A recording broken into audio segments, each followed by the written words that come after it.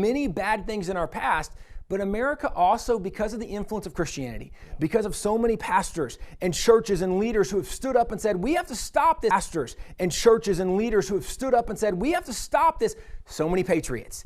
America has corrected those problems faster than almost any other nation in the history of the world.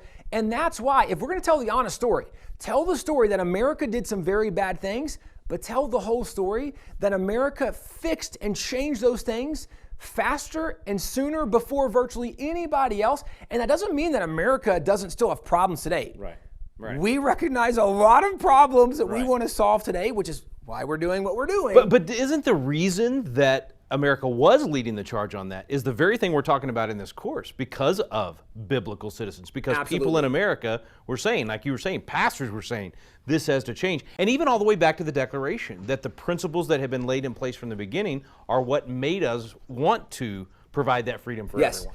What you will see consistently throughout history is the people who have done the most to correct the problems in America were people who knew the Bible, who were patriots, who followed the constitutional principles, those Declaration values, and when they applied those things and they fought for those things, they helped change those problems in the nation. And that's really where we are today. We need more of those patriots, biblical-minded, constitutional thinking, Declaration value promoting citizens standing up and saying, we need to solve these problems.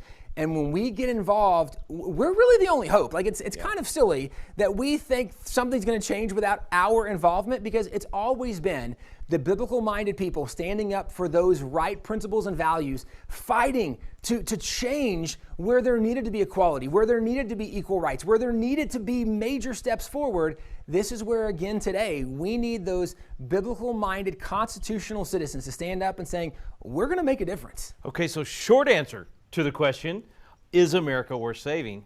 Absolutely yes. Absolutely. This value system is worth preserving, and if it's going to be preserved, it's up to the folks that are watching this to be biblical citizens and continue this spread of freedom.